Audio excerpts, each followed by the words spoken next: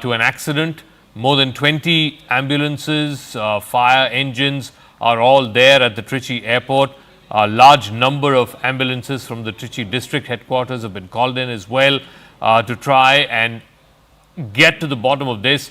This is a big breaking story that is happening right now. It's a flight, Air India, from Trichy to Sharjah that took off with 140 passengers on board. The landing gear did not close, as a result of which now this flight is having to make an emergency landing once again in Trichy. It's a Boeing 737 aircraft. The aircraft is circling around the skies around Trichy to try and reduce the fuel so that as and when the belly landing happens, the impact is less because the fuel has been burnt out to a great degree. So therefore, the impact on belly landing will be much less compared to if it were a full tank. We're also waiting more details from Air India. Yash Goel has more on this on the phone line for us. Also, Purnima Murli joining us on the phone line from Trichy. Purnima, what is the latest that you have from the air traffic control authorities in Trichy? Well, in fact, the district administration says that in another 10 to 15 minutes, the landing will take place. That's the bit of breaking information that we are getting. The collector of Trichy says that within the next 10 to 15 minutes, the landing will take place. Remember, the Air India flight from Trichy to Sharjah had encountered a landing gear issue, and the aircraft was diverted back to Trichy. It's been hovering around the Trichy Airport. 20 ambulances, fire engines, 18 fire engines are all on standby. And Trichy Airport preparations are underway for any kind of emergency landing. One, of course, is the belly landing. That is one such scenario. But there are 2-3 options that they are exploring. And in the next 10 to 15 minutes, the collector has assured that the landing will take place. 141 passengers are on board the flight, and prayers are on for their safety landing. Tell me, what exactly went wrong? The landing gear, when you say that the landing gear got stuck or the wheels have not retracted back in, what exactly is the problem, and why did they decide for the flight to come back to Trichy? I believe it's been doing loops around the Trichy airspace in order to reduce the fuel weight, so that even when that belly landing happens, the impact on ground is not as much. Walk us through that. The airport director, the Trichy Airport director, Gopal Krishnan, confirmed that the technical problem is because of the hydraulic failure, and they detected the technical glitch around 45 minutes after the takeoff, which is why they decided to come back to Trichy for landing, which is why they decided that the landing should take place in and around Trichy, and they are looking at possible scenarios. The flight took off at around 5:40 p.m., but around 6:40 p.m. is when the entire chaos began, and that's when, as per the airport director, they say that it's the hydraulic failure, and the rounding in the airspace is primarily to decrease the fuel before landing at Trichy Airport. This is the only scenario that they are exploring at the moment, and they say that in the next 10 to 15 minutes, the landing will take place. This is the only option with less damage, is what the airport director has confirmed. Okay, Purnima, stay on with us. Yash Goel is also joining us. So, just to bring our viewers up to speed, so at 5:40 in the evening, Air India flight from Trichy to Sharjah took off from the Trichy Airport. It went up mid-air and realized that the landing gear is not folding back. So, they decided to loop back in, come back to Trichy and try and land. The only problem is, if the landing gear is not folding back in, which means that when it lands, the wheels will get knocked off, because the force with which it lands down, and if the landing gear does not fold back in, which means that the smooth landing will not happen, the landing gear will get knocked off once it hits or makes contact, makes impact, as a result of which what they're trying to do now is looping around. We believe that multiple loops have happened around Trichy airspace so as to reduce the fuel level and the weight that is there on the aircraft. Once that becomes light, the captain has taken a call that it will be a less risky or less dangerous landing, even if the landing gear is fixed, even if the landing gear is not moving as per required norms. Let me go across to Yash Goel. Yash, have you heard anything from Air India Has this happened before where the landing gear has been faulty technically and therefore the pilot is trying to sort of circle around the Trichy airspace, as a result of which the fuel load on the aircraft will be less and it will be a hard landing of sorts? Well, absolutely, Zaka. These sorts of technical glitches have been reported in the past, and this one is also not something which the pilots who are trained to actually fly these flights are not trained for. In fact, in multiple scenarios, these pilots are given training to execute a landing when something like this happened. Like you were talking about, the kind of strategy which the pilots are taking right now is very much so that only that they have to actually reduce the payload from the fuel payload to the bare minimum to make that landing. Because right now, what we are understanding as of now is that the hydraulic pressure machinery of this very landing gear is actually found to be technically faulty, which means that the kind of bumpers and jerks which the landing gear needs to actually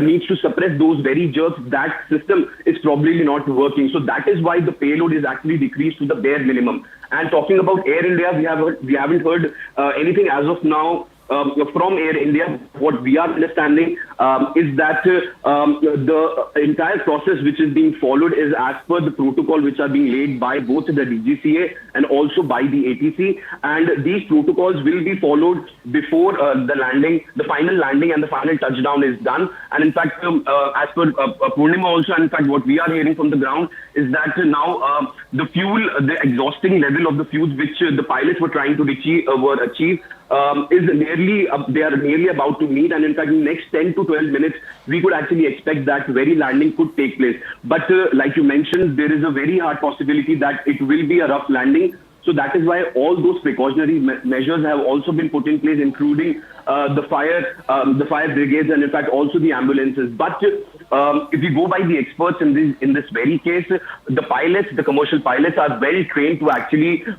execute these sorts of landings. But we have to keep our fingers crossed, because this is a real situation we are talking about, not a simulator situation. But the kind of experience these pilots have, we are hoping that this will be a smooth one. And in fact, in the next 10 to 15 minutes, we will get to know exactly how this landing takes place. Yash, if you can walk us through, apparently the DGCA, which is the regulatory authority for all safety of aircraft, some days back had issued an advisory to all airlines on a potential rudder system issue in the Boeing 737, and I believe this is a Boeing 737 aircraft as well. This advisory was issued on the 7th of October. It was prompted by concerns raised by the US National Transportation Safety Board, the NTSB, regarding a faulty component that could potentially jam the rudder control system. Do we know if that is what has led to the landing gear in this instance not folding back and the faulty landing gear? What exactly is this warning, or at least advisory, that was issued by Boeing and by DGCA on October 7th? Zaka, the exact reason of this very technical glitch will be only ascertained once the landing is done, and then the entire scrutiny is done exactly why this very piece of aircraft actually faced this sort of technical glitch. But like you mentioned, that yes, DGCA has talked about how there were certain issues regarding this very aircraft model, which is the Boeing 737. In fact, like you mentioned, the issue regarding the jammed rudder control system was the main reason behind this very thing. And in fact, potentially it could be this very reason, but that is a matter of investigation, exactly why this technical glitch happened. And in fact, like you mentioned, the US National Transportation Safety Board had actually also flagged off this very concern on the highest level when it comes to the international aviation societies. And in fact, following that, a lot of countries had actually issued advisories for that. In fact, have actually flagged for a complete servicing of these planes, and in fact, a proper checks and balances regarding this very Boeing 737 plane. In fact, in India currently, Air India Express, Akasa Airlines, and also SpiceJet operate these sorts of planes. And in fact, but once this landing happens, and in fact, once the regulators and in fact the authorities get into the bottom of this, then only we will get to know the exact reason as to why this very Boeing 737 faced this very glitch.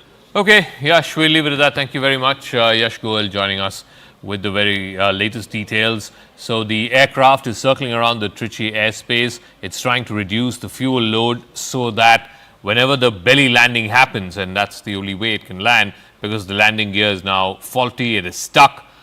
Therefore, whenever the belly landing happens, the lesser the fuel load, the better it is because it sort of cushions down the landing. But if the fuel load is high, then it becomes a problem for the aircraft. We'll try and touch base with Yash Goel as well as Purnima Murli as and when this flight makes landing in Trichy. For now, let's move on to the other big story that we're tracking. The Congress government in Karnataka has decided to withdraw a number of rioting cases against members of the AIMIM who indulged in rioting a few years ago. Now the BJP, one particular case of course is related to what happened in Hubballi.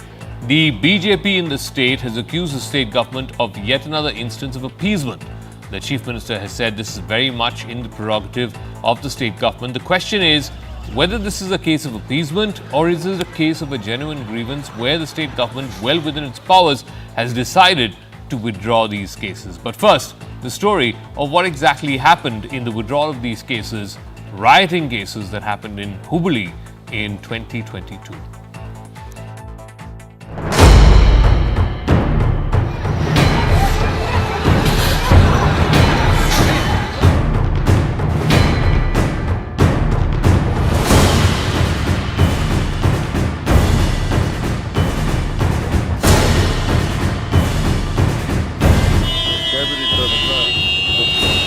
BJP ಅವರಿಗೆ ಸುಳ್ಳು ವಿಚಾರಗಳ ಮೇಲೆ ಹೋರಾಟ ಮಾಡೋದು.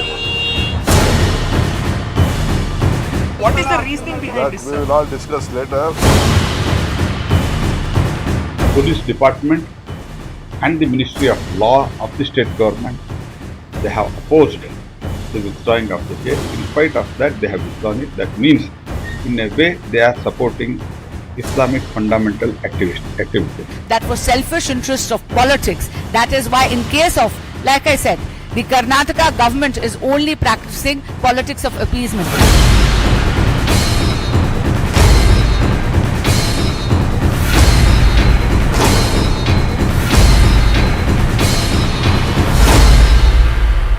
Okay, so does the appeasement charge stick on the Congress government in Karnataka? Pradeep Bhandari is national spokesperson of the BJP. Sanket Yanagi, advocate in support of the Congress party. Adil Hassan is spokesperson of the MIM. And R.K. Upadhyay, senior journalist, joining us. Pradeep Bhandari, let me start with you. The government's contention is that this was a case that happened in 2022. 12 policemen were injured in the stone pelting. The cops arrested over 150 people. 12 cases were filed. AIMIM leader Muhammad Arif was accused of leading the mob. In October 2023, the Karnataka Deputy Chief Minister had asked the police to withdraw the case, primarily against this AIMIM leader. What is your contention? What is your objection to the withdrawal of these cases? Well, Zaka, good evening to the viewers of CNN News 18, and I will just lay basic facts in front of you. Fact number one, Zaka, in this current withdrawal of case by the Karnataka government, the police has objected to it. The police categorically has said that A, the cases should not be withdrawn, point number one. Point number two, the Law Commission also has objected to it. The Law Commission has given a dissenting thing that the cases should not be withdrawn. Point number three, what is the case? The case is exactly of certain accused rioters who were responsible for attacking a police station, and there were two policemen, Mahesh and another policeman, who on record have said that there are cases of attempt to murder and cases of lynching. They could have been lynched. So today the Karnataka government, despite the police objecting to the withdrawal of cases, have stood with the rioters and not stood with the police forces. Now I draw it to appeasement charge because of the following reasons. A, What happened 24 hours before? 24 hours before, Shama Mohammed of the national spokesman of the Congress party tweeted similarly that it's the only Muslim community which supports the Congress party. In 2018, Rahul Gandhi had gone to an interaction with the respective intellectuals from the Muslim community and concluded that the Congress party is a Muslim party. Now, if I take the argument of the Congress party of withdrawal of cases forward, let me show a difference in the policy of the Congress party. On January 2nd, 2024, when it came to the cases of car sevaks, the Congress party quoted and said, that is Siddaramaiah said in the court, that criminal always remains a criminal until acquitted by the court. This is to do with the 1992 cases on car sevaks. Now, the Congress party does not apply the same principle because it comes to appeasing its vote bank. And this is just not a limited phenomena. If you look at other parts, what have happened, there have been handlers who have been caught in Karnataka with fake ID cards. So the Congress party is not acting against accused when it comes to their favorite community. Remember what happened in the Rameshwar blast case? The Congress party initially called it as a low intensity blast.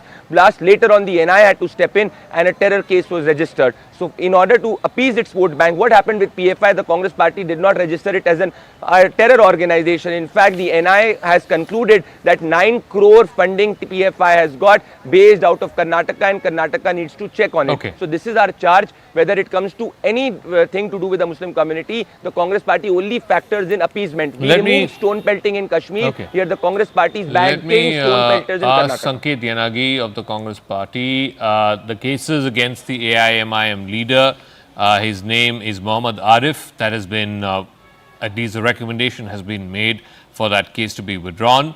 There are others also who are accused of rioting, damaging public property, causing injury to a dozen policemen, and all of this on the basis of an objectionable social media post. But this is not the only one. This is not the only case. Recently, there is the lens on the influx of illegal immigrants, as many as 22 of whom were living in Bengaluru. They are Pakistani nationals who had fake ID cards, fake Aadhaar cards, and other government-issued IDs who were staying in Bengaluru. Then we had this case of a bow and arrow lamppost removed after the SDPI nudge. This was again in the Hubballi area. Congress SDPI alliance in the Bantwal civic polls. Also, PFI members, cases against them were withdrawn in 2015. Now, the question is, again, Sanket Yanagi, why is the Congress party government in Karnataka under Mr. Siddaramaiah seemingly appeasing one section, one community of society? First of all, to the viewers of CNN and also to Mr. Jaka, let me clarify that I am no longer the spokesperson of the Congress. I have resigned from the party. And my stand is my individual stand, not the stand of anyone else. I am totally independent from the ideology of any party as such. But insofar as the incident in hand is concerned, where the government has taken some decisions to withdraw complaint, in respect of certain offences which are of serious nature is concerned, the power of the government to withdraw complaints has already been considered by the Supreme Court in the case of R.P. Kapoor versus State of Punjab in 1960, and also in Union of India versus V.K. Jain in the year 1990, where the court says that there are certain guidelines to be followed before withdrawing of the complaints. The viewers could come to know as to whether these guidelines have been followed by the government or not. Once I reiterate all those guidelines. First of all, the court says there must be some prevailing public interest. Then only the complaint could be withdrawn. If the withdrawal of the complaint is against the public interest or public policy, it is not a valid withdrawal of the complaint, and it can be challenged before the court of law, either under Article 226 before the High Court or before the Supreme Court under Article 32 of the Constitution. It may not be a valid withdrawal of or a decision to withdraw the complaint in case it is against the public interest. Second thing the Supreme Court says is the due process. The government must follow the due process in making a decision, including considering the evidence on record and the victim's rights. Now, it is not forthcoming as to whether the government has considered these major aspects. The materials which are already available. Mr. Yanagi, I'm going to interrupt you. I'm really sorry about this. But I believe that we're getting live pictures of the flight, the Trichy Sharjah flight, which had a faulty problem with its landing gear. I'm given to understand that now it's done multiple rounds of the airspace around Trichy.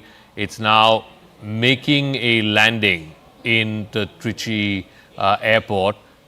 Now, like I said, the issue is that the landing gear got stuck, as a result of which they had to circle around the Trichy Airport multiple times. We're given to understand almost 24 times, so as to reduce the fuel load, so that when the hard landing happens, the fuel load is light and it doesn't have as much of an impact. We are given to understand that the landing is being made. This was a flight, Trichy to Sharjah, took off at 5:40 p.m. Earlier today. The pilot discovered that there was a problem with the landing gear. The landing gear was not closing back in, as a result of which he decided to do multiple circles around the Trichy Airport airspace, in fact. Purnima has more details on this. Purnima, so we're given to understand that the flight has made an emergency landing in Trichy. Do we know any other details about it?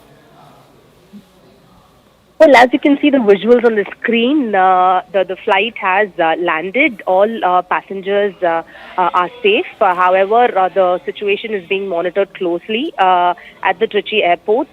Ambulances, fire engines, police officials are all on standby. But at the moment, seeing the visuals, the flight has landed and all passengers on board are safe. However, the situation is being monitored closely as we speak.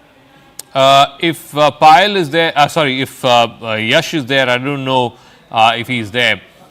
What exactly happens, Yash, when the landing gear is faulty and they can't make a normal sort of landing, when there is a hard landing or a belly up landing that is scheduled for? What exactly happens?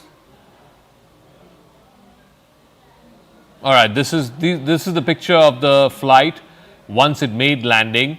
Like I said, there was some fault with the landing gear.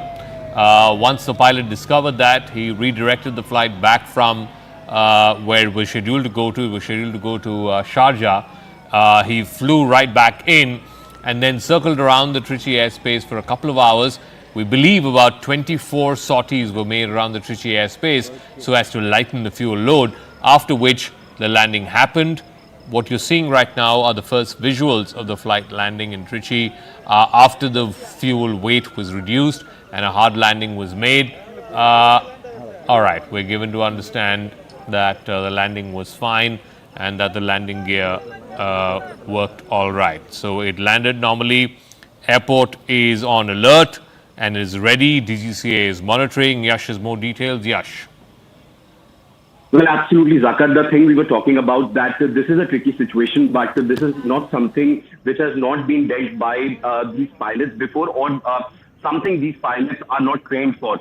So as per now, what we are understanding, a safe landing has been done. No injuries have been made, and in fact, DGCA is also monitoring the situation quite closely. And in fact, landing gear has opened, and in fact, the hydraulics which we were talking about might have worked in the favor while the pilot was actually trying to land this very flight.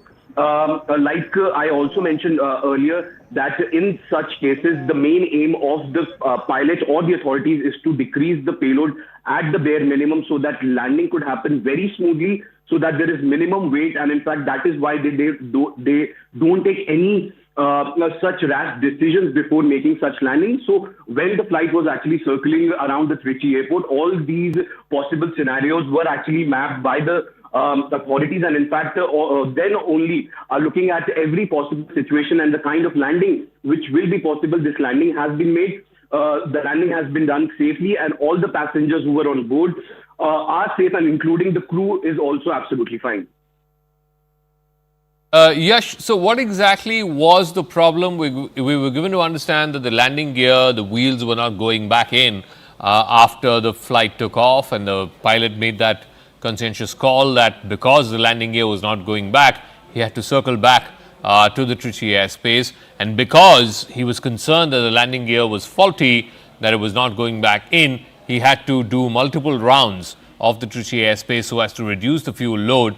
Just walk us through what exactly was the problem, what was the judgment call that the pilot made, and now, of course, the fact that it landed quite safely. So Anand, this flight, this Air India Express 5, which was actually bound to Sharjah, took off at around 5:45 p.m. from the Trichy Airport. And as per the given information, after around 45 minutes, this very issue was actually encountered by the pilot, and in fact, then it was actually flagged to the relevant authorities at the Trichy Airport. The reason why the flight was actually the flight circled back was that in any such cases, when there is a fault of any nature, in fact, it's not just about the landing gear, but of any nature, these calls are made to actually get the flight to the base from where it actually had flown. Because what happens is when the flight is actually probably the flight was just had taken off around 45 minutes back, so it was very near to the Trichy Airport, and then this decision was made to actually get this flight back to the Trichy Airport, so that this entire mapping and planning of the landing could be done in time. And in fact, also what authorities also does is they do not rule out any other possibility of any other technical glitch. So that is why they try to keep the flight near to the airport, so that in case if a need arises that landing needs to be made, so there is a available space for a safe landing, or perhaps a landing space for that very aircraft. But as of now, Zaka, the landing has been done successfully, and the final checks will be done. And in fact, there will be a high-level investigation in this very matter, because this is something which is very serious, and Boeing 737 is not new to such technical problems. So the authorities, when you talk about either it's DGCA or the Civil Aviation Authority, they need to take appropriate actions when it comes to these sorts of cases. All right, Yash, we'll leave it at that. So the good news is that the flight has safely landed in Trichy.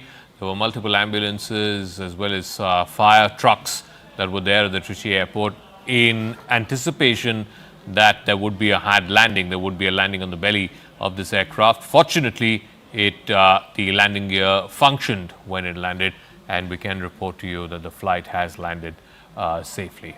We'll go back to the story that we're tracking, the debate that we're tracking, which is the withdrawal of cases on MIM leaders by the Congress government in Karnataka. Let's try and see if we can go back to our guest. Adil Hassan of the MIM is also joining us. R.K. Upadhyay, senior journalist, is also joining us. Adil Hassan, you know, the fact is that this was a case that was against Muhammad Arif, who is a leader of your MIM party. The Deputy Chief Minister, we believe, wanted the cases dropped.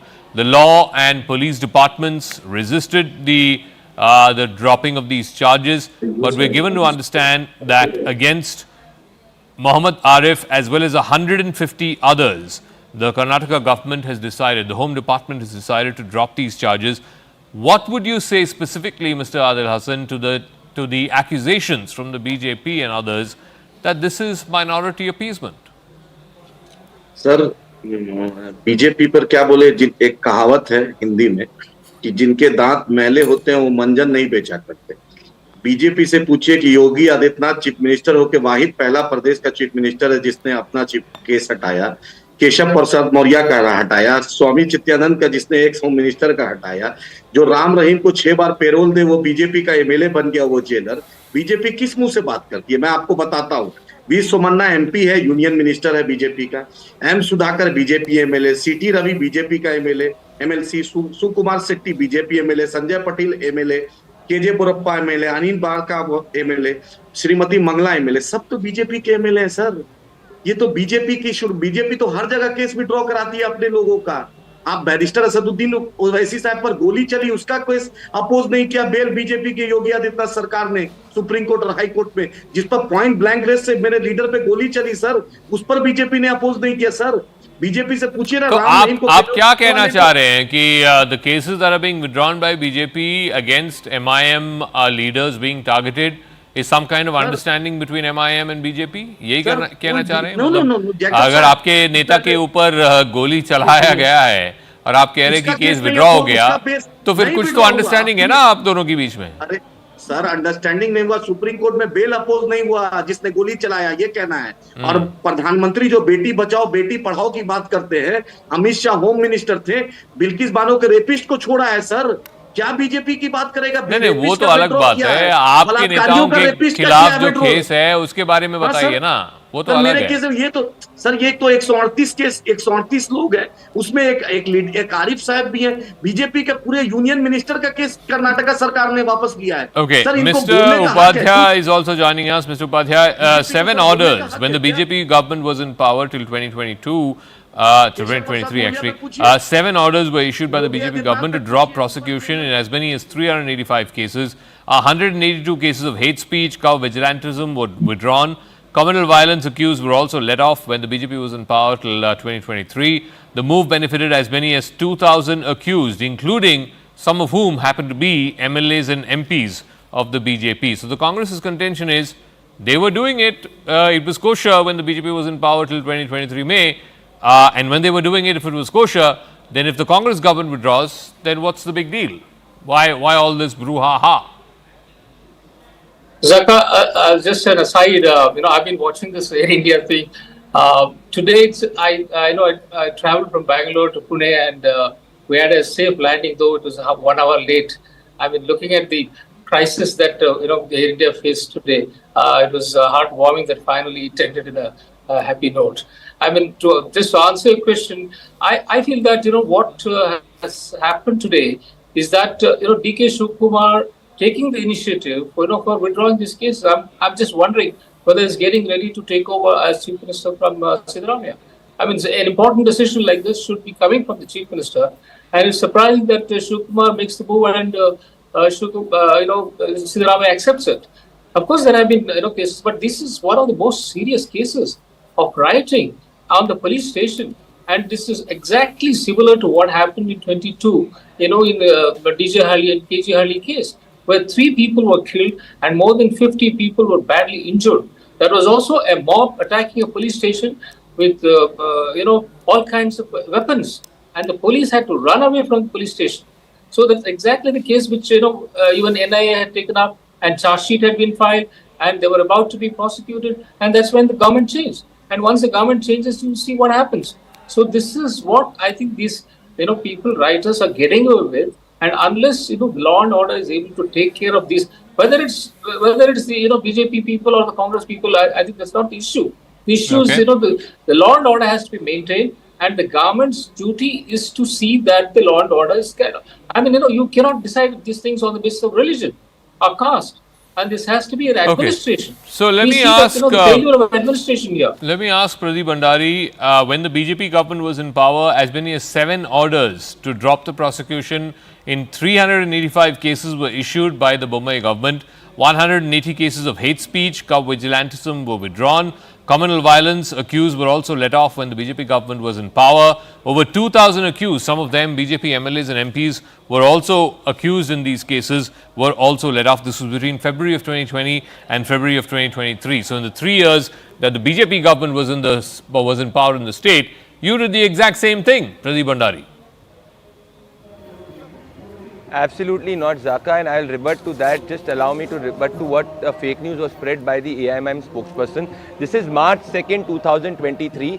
Yogi Adityanath ji's official statement while presenting the budget, and I quote Yogi Adityanath ji. He said, yesterday a Samajwadi Party leader had given a statement that the Chief Minister and the Deputy Chief Minister had withdrawn a case against them. In the last 6 years, the Chief Minister or the Deputy Chief Minister have not withdrawn any such case. In fact, it was Akhilesh Yadav who had signed to withdraw a case against himself. This is on record. So the AIMM spokesperson has lied officially and has been fact-checked. Now let me come to basic thing where what is the difference. A, in none of the cases which we have withdrawn was an individual a stone pelter. In none of the cases where we have withdrawn, the police had objected to it. In none of the cases where we had withdrawn, the Home Department had objected to it. In none of the cases where we had withdrawn, the police officially had given a statement that they were about to be lynched. In this particular case, the police has officially revolted and dissented, has said that these cases should not be withdrawn. This is where this is a unique case, and this is the case of purely appeasement. In all of these cases, the mere opposition was political. I am not talking about we opposing. It's the police itself, Zaka, which is saying that the Congress party should not withdraw the case because these individuals were responsible for attempt to murder certain police policemen. Adil Hassan, the police department itself is objecting to the withdrawal of these cases. Sir, Bilkis Bano के rapist को छोड़ने के लिए supreme court ने बोला है कि गलत किया है. सुप्रीम कोर्ट से बड़ा पुलिस डिपार्टमेंट नहीं है. ये देखिए योगी आदित्यनाथ का case. Yogi Adityanath government withdrawal the case. India today ने स्टोरी की है. क्या ये झूठ बोलते हैं फेक न्यूज का चढ़ावा दिखाते हैं। देखिए इंडिया टुडे ने स्टोरी किया है। I officially Zaka, this is I challenge him on the national TV. Pradeep, yeah. Okay, I challenge. Country knows it is. Yeah. Country knows the Pradeep reality. की बात भी सुन लीजिए ना एक बार हाँ प्रदीप प्रसाद मौर्य का केस कौन वापस किया? Pradeep, what is your defense? You have a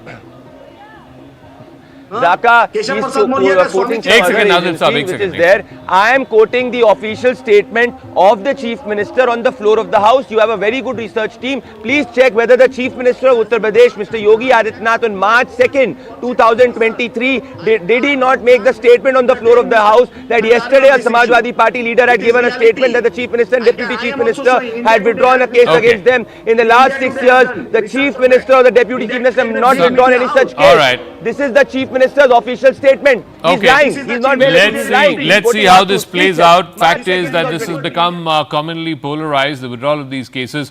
The question that's being asked is who stands to benefit by the withdrawal of these cases, not against Congress party leaders, but against MIM leaders, and why is the Congress government in Karnataka going out of its way to withdraw these cases against the MIM leaders? We'll take a quick break here on the program. When we come back, we're going to focus on two separate stories. One, the ongoing situation between Israel and Iran, and the big concern is whether Russia is aiding and abetting Iran with its help trying to get a nuclear weapon. Iran could be just days away, perhaps weeks away from getting uranium that is enriched to weapons grade, after which it will be able to make a bomb. Once Iran has the capability to make a nuclear weapon, then it changes the very dynamics of the Middle East. Are they taking the help of Russia in doing that? That is the question that we will ponder on.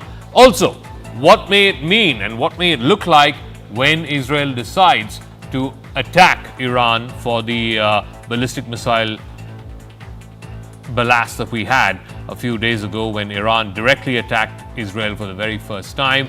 I will be speaking to Mr. Gershom Gorenberg, who is an Israeli author and historian, for understanding whether the nature of that attack will be enough that it satisfies Israel, but without Iran having to climb the escalatory ladder. All of that and more on the other side of this quick break.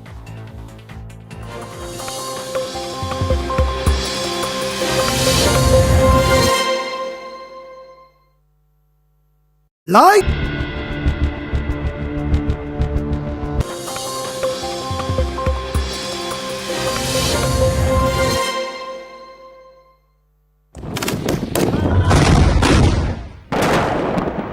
The ongoing conflict between Iran and Israel has deepened with significant implications for regional stability, particularly with concerning ties between Israel and Russia. Recent events, including Israeli airstrikes near a Russian airbase in Syria, highlight the complex web of alliances and hostilities that characterize what is increasingly becoming a hostile relationship. On Crux Decode, why is Israel targeting Russia? Is Vladimir Putin secretly plotting against Benjamin Netanyahu and thereby supporting Iran? Is Russia using Iranian drones and missiles in the Ukraine war front in return for transferring Iran nuclear technology to help it build a bomb? On the night between October 2nd and 3rd, Israeli drones targeted an ammunition depot near Russia's Kimim air base in Syria. Now, while the strikes were not explicitly aimed at the Russian base itself, they occurred in very close proximity to a Russian facility which has been pivotal for Russian military operations both inside and outside of Syria. The Russian military has been actively involved in the war in Syria since 2015 in support of the regime of Bashar al-Assad, who has of course been propped up by Iran. So both Iran and Russia's interests converge in Syria.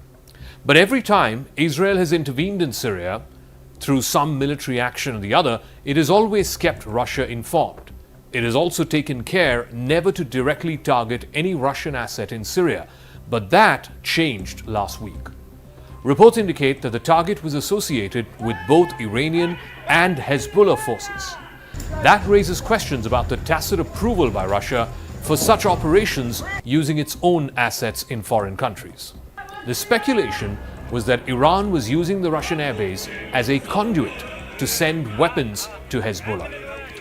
The Institute for the Study of War has noted that these strikes represent a significant escalation in Israel's military actions against Iranian targets inside Syria, especially given the sensitive nature of operating so close to a Russian military facility. The Syrian Observatory for Human Rights reported that Syria and Russian air defenses both tried to intercept these Israeli missiles. That underscores the very high stakes that were involved in these operations. They were clearly not able to fully repudiate the Israeli airstrikes. So what then are the implications of these strikes on Israel-Russia ties? Historically, Israel has coordinated with Russia to try and avoid any direct confrontation in Syria. But this recent attack could signal a shift in that understanding. Analysts also suggest that the attack might indicate either a breakdown of whatever prior agreements that they had, or simply that there is a new level of Israeli assertiveness against Iranian entrenchment in Syria. The timing of these strikes coincide with the heightened tensions following Iran's ballistic missiles on Israel last week. Interestingly, these strikes were the first ever direct attack by Iran into Israel, and they were reportedly coordinated after discussions between Iranian officials and Russian Prime Minister Mikhail Mishustin, who was there in Tehran last week for an official visit. Now, this visit underscores Russia's role both as a mediator and perhaps even an active participant in what is likely emerging as a war between Israel and Iran. Iran launched hundreds of rockets at Israel on the 1st of October. This was purportedly done as retaliation for the killing of key Hezbollah figures, including its chief Hassan Nasrallah. This escalation came shortly after Russian Prime Minister Mishustin's visit to Iran. What this suggests is that Iran may have felt emboldened enough by its relationship with Russia to act more aggressively against Israel. Notably, Iran informed just a few countries, just a handful of them, one of them happened to be Russia, of this pre-planned missile strike before actually executing them. What this indicates is a level of trust or even collusion between Tehran and Moscow. Interestingly, the relationship between Iran and Russia extends beyond just mere diplomatic ties. It encompasses military cooperation as well. Iranian drones and missiles have been reported as crucial components in Russia's ongoing military campaign in Ukraine.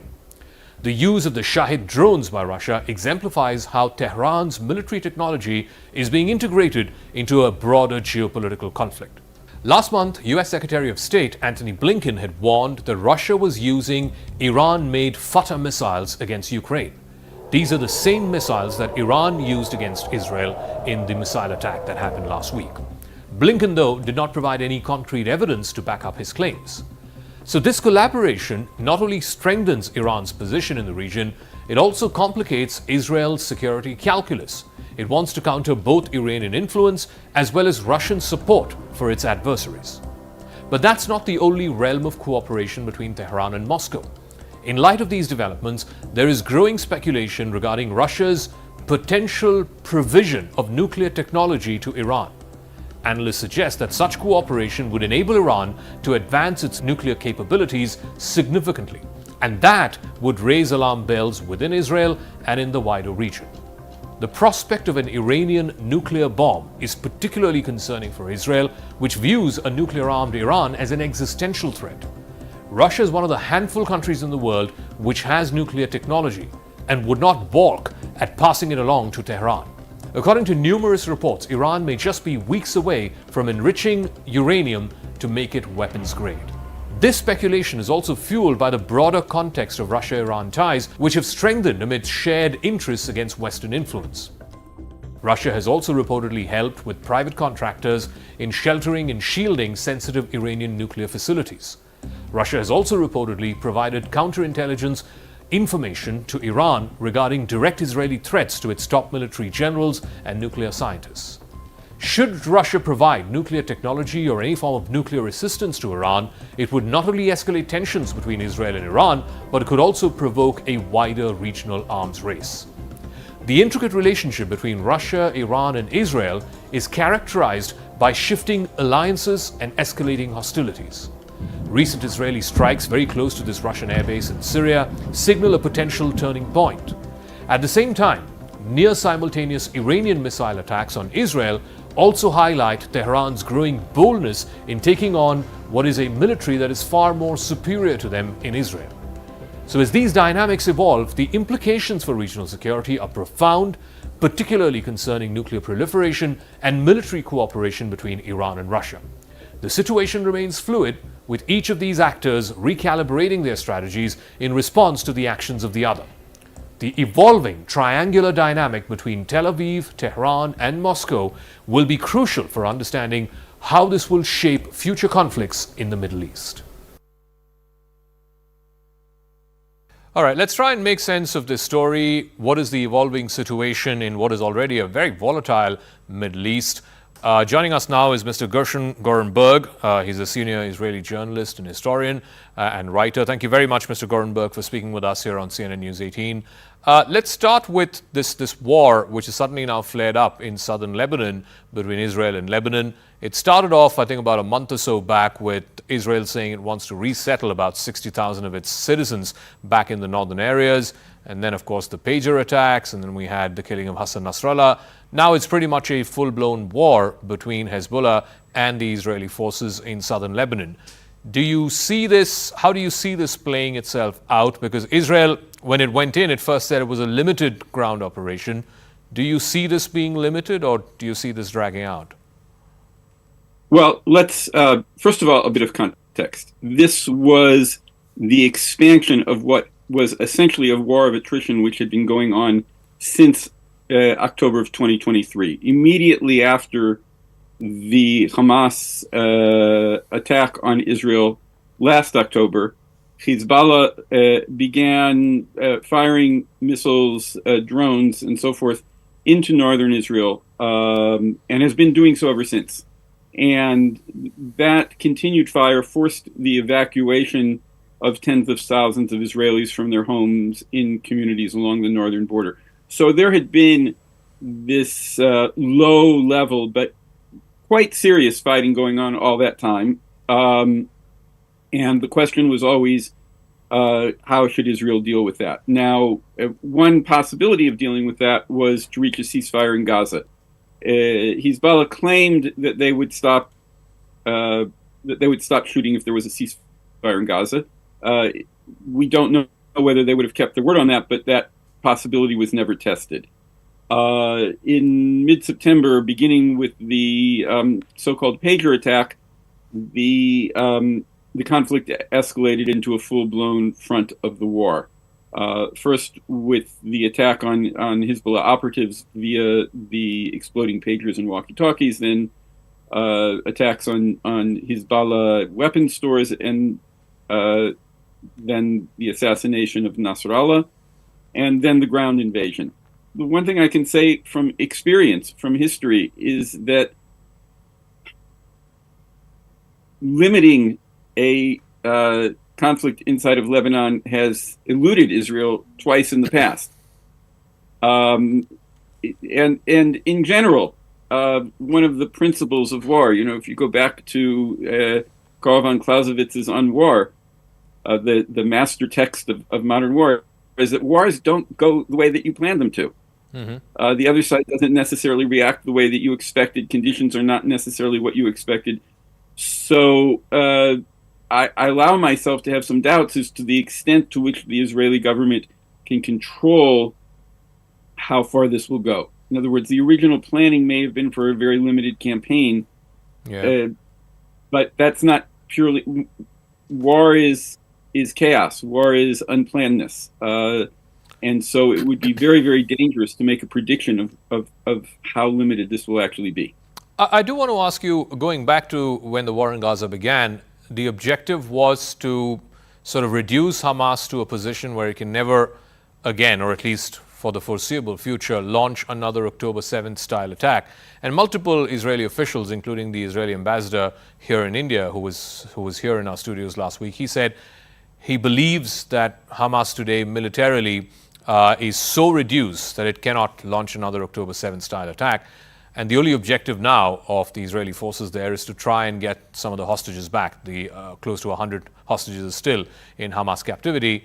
Why then are we not seeing Israel move in that direction? Why doesn't Israel say, okay, our military operations in Gaza are over, we are ready to find a ceasefire, and let's get the hostages out?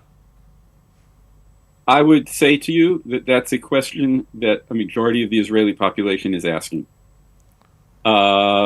and it is at the center of Israeli politics today. First, let's go back to the point that you started with. What was the objective at the start of the fighting last October? Hamas attacked Israel. There's a tendency to speak of that attack as being a single-day attack, but that's an incorrect impression, because the Hamas rocket and missile attacks on Israel continued intensively after October 7th, and to some extent to this day.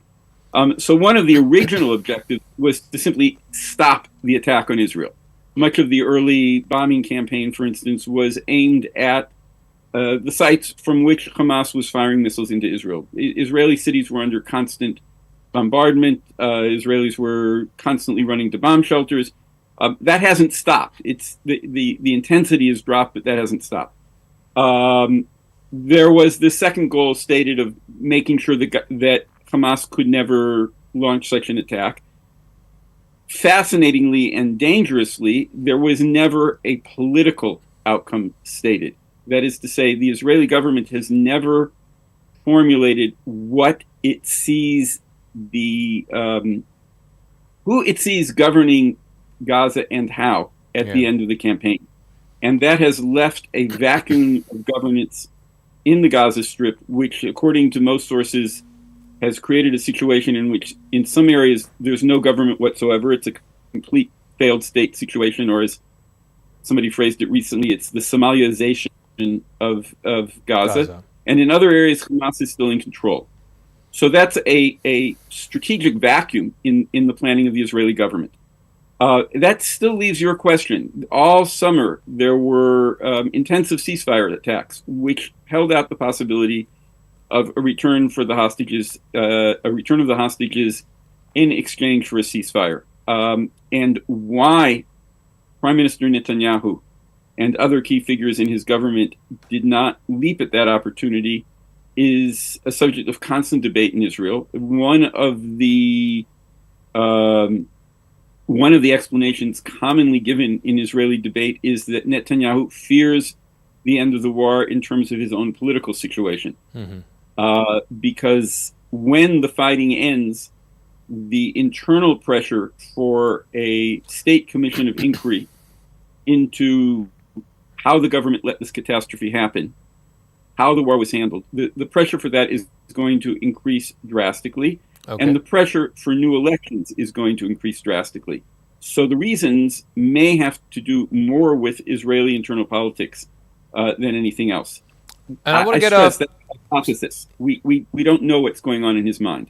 I want to get a final word, and this is what the world is most concerned about right now, especially after the ballistic missile attacks by Iran into Israel a few days ago. Again, I go back to what the ambassador told me last week, that it's a question of when and not if, that Israel will retaliate. It'll be seen to be retaliating. The worry, and without getting into what form or shape that retaliation will take, the worry is, how does one prevent that from then becoming this escalatory cycle? That how does Israel seemingly retaliate against Iran for what it did last Tuesday, and yet at the same time, the response from Iran need not be that it inevitably goes up the escalation chain?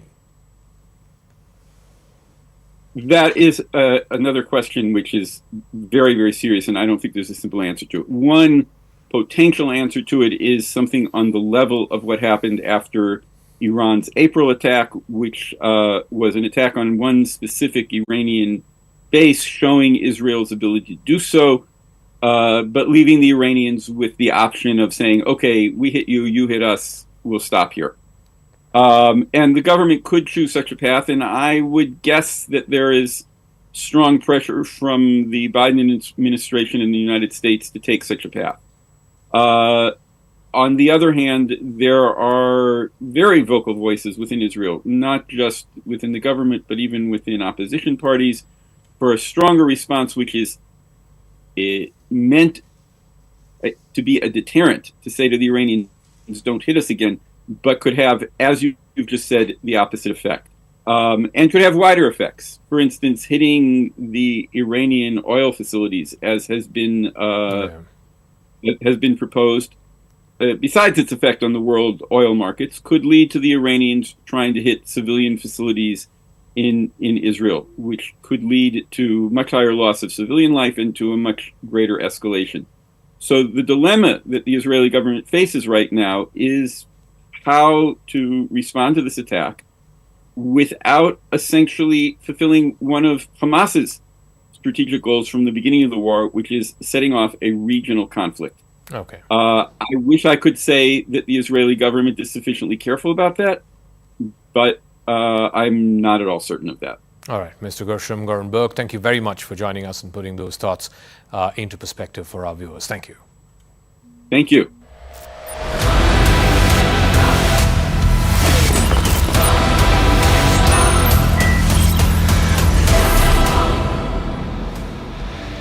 Viewers, look at these pictures to the extreme right of your screens. You see a mob laying siege to the Indian state. You see the restive mob threatening